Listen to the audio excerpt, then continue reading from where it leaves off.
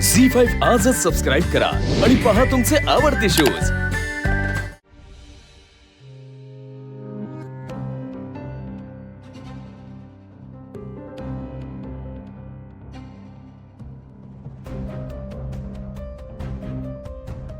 उर्मिला बाळा,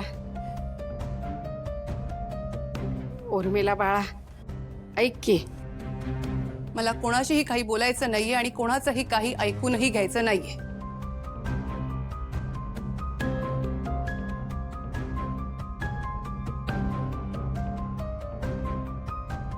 हे बघ उर्मिला, ऐकून घे की। अगं वंदीन काय मुद्दाम केलेलं नाही ग, चुकून तिच्या हातनं झालंय। आजी, काल मी हेच सांगण्याचा प्रयत्न करत होते, चुका माणसाच्याच हातून होतात, पण नाही, काल माझं कोणीच ऐकून घ्यायला तयार नव्हतं। कोणी मुद्दाम कोणाला त्रास देत नाही किंवा आरोप करत नाहीत ना। माझं काल कोणाला खरंच ऐकून घ्यायचं नव्हतं आणि सगळेजण मलाच दोष देऊन मोकळे झाले। अगं पण तो विषय कालच संपला का नाही? तू माफी पण मागितलीस, म्या माफ केलं तुला। आजी, विषय संपला असं म्हणून माझ्या मनाला जे बोचतंय ना ते मनातून जात नाहीये। ताईनी मला माफी मागायला सांगितली, मी मागितली ना माफी, पण मला त्यांचं हे वागणं पटतच नाही आणि हे अजून किती दिवस मी सहन करायचे? माझ्याच घरात माझाच अपमान होतोय आणि माझ्या घरातलं कोणी माझ्या बाजूने उभेही राहत नाहीयेत। हे बघ, वंदनाच्या वतीनं म्या माफी मागते तुझी, वंदना पण माफी मागेल तुझी, पण काल जे काही घडलं ते जास्तच घडलं का नाही? आता आपण ते सोडून देऊया की आणि पुढे जाऊ, चालेल? हे बघ, आम्ही इथं आहोत म्हणून हे सगळं घडतंय, एवढं कळतं ग मला। पाहुण्यांच्या घरी आम्ही काही जास्त दिवस राहणार नाही, आमचं घर मिळालं ना का आम्ही इथनं निघून जाणार आहे बघ। पण तो पातूर, हे घर जसं पूर्वी होतं का नाही, आनंदात, तसंच राहायला पाहिजे। हा अगं, आमचं काय, आम्ही आज आहोत तर उद्या आम्ही इथनं निघून जाणार, पण तुम्ही समद्यांनी एकत्र राहायला पाहिजे। हे घर पूर्वीसारखं एकत्र शांततेत आनंदात नांदायला पाहिजे का नाही? अगं, तुम्ही दोघी बहिणींनी हे घर किती छान सुखात आनंदात ठेवलंय। माझी शिवा या घरात आल्यानंतर तिला जास्त आधार तू दिलायस, तुझे लय उपकार आहेत का आमच्यावर। आता फक्त एकच विनंती आहे बाळा, हे घर पूर्वीसारखं आनंदात नांदू दे। तुम्ही समद्यांनी एकत्र राहा, आनंदात राहा, एवढी मनापासून इच्छा आहे। एवढं जमल ना बाळा? ठीक आहे आजी, मी विचार करते, पण माझ्यासाठी हे सगळं इतकं सोपंही नाहीये।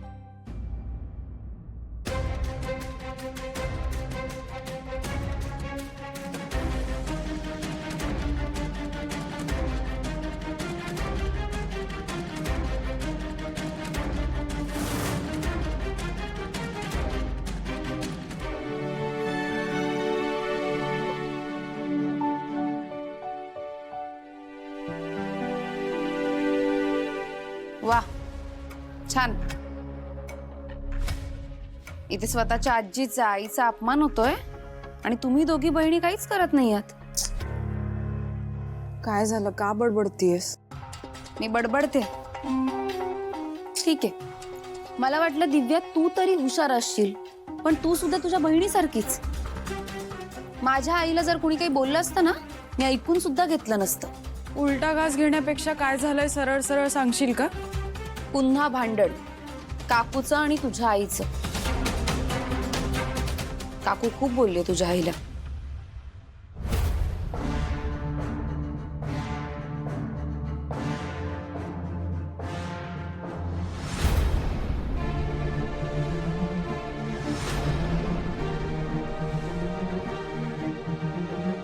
काय चाललंय दिव्या? काय झालं? आज परत आईचा अपमान झाला आणि शिवा परत काहीच बोलली नाही। मी शांत बसणार नाही हा चंदन। एक मिनिट, काहीतरी गैरसमज झाला असेल, तू रागाच्या भरात काही करू नकोस। हे बघ चंदन, शिवासारखं तुला हातावर हात धरून बसायचं असेल ना तर बस, पण मी सहन करणार नाहीये. आपण या घरात पाहुणे आहोत म्हणून काही सहन करायचंय का? काही इज्जत नाही आपल्याला? आईची तर चूक पण नव्हती. अरे हो, फक्त सांबार सांडलं होतं. काही येऊ दे, मी शांत बसणार नाही. मला पटतंय दिव्या तुझं. हे बघ, काहीही होऊ देत, पण हा अपमान नको सहन करूस. तुम्ही बघाच आता मी काय करते.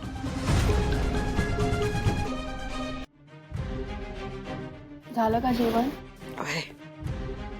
तुम्ही लवकर जेवलात का? खाली कोणी नव्हतं कारण. हे बघ शिवा, आम्ही इथं राहायला आल्यापासून ना केलेस लय व्हायला लागल्यात ग. काय झालं आता? दिव्या आणि कीर्तिताईंचं भांडण झालं. दिव्याने हे बोलायला नको होतं. तरी मी त्याच्या आधी उर्मिलाशी जाऊन बोलले होते. ती पण ऐकायला तयार नाही. आणि बरोबरच आहे ग तिचं. तिचं काय चुकतंय? कसं आहे ना शिवानी, हे आता तुझं घर आहे, पण इथल्या माणसांनी आम्हाला सुद्धा आपलंसं केलंय ग. काय? आम्हाला या घरात आश्रय दिलाय, पण जर आमच्यामुळेच इथे नाही नाही नाही, एक मिनिट. तुम्ही आता परत त्या विषयात घुसू नका. मी एक वेगळं सांगायला तुमच्या इकडे आले.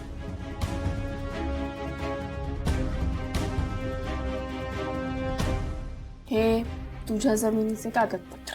काय? घे का? सावकाश. हळू घे. अगं पण हो, मी रतन दादाला फोन केला आणि सगळा व्यवहार करून आले. अगं का केलंस तू हे? मी बरोबर तेच केलंय. शिवानी, तुझं आणि सीताईंचं म्हणणं बरोबर आहे, पण जर आम्ही इथे राहिल्यामुळे हे सगळं होत. अगं नाही आई, तुम्ही इथे राहताय म्हणून काही होत नाही. आता झालेत काही गैरसमज, ते करू ना आपण लांब. पण आजी, ही तुझी हक्काची जमीन आहे. तू अशी विकू नाही शकत. अगं हे बघ, घर आपलं आहे ना, ते आपण काकाकडनं परत घेऊया.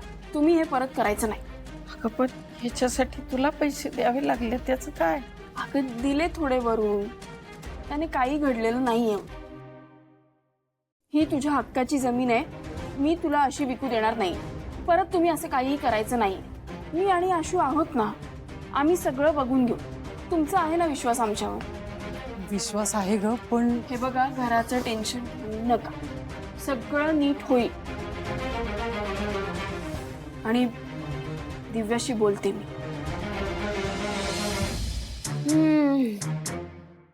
वा, काय तमाशे होत आहेत घरात.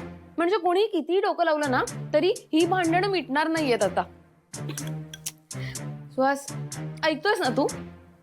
सुहास, बोल ना. अगं हे किडे ना माझा जीव घेणार आहेत बहुतेक. वेडा आहेस का तू? ते किडे आहेत, काय करणार आहेत ते? पण ते मला इरिटेट करतायत आता. आणि मला या घरातली माणसं इरिटेट करतायत. पण किटू डार्लिंग, काही म्हण, आज संध्याकाळी जे काय भांडण झालं ना ते सॉलिड झालं. म्हणजे आपल्याला काही करायचं लागलं नाही. झी5 आजच सबस्क्राईब करा आणि पहा तुमचे आवडते शोज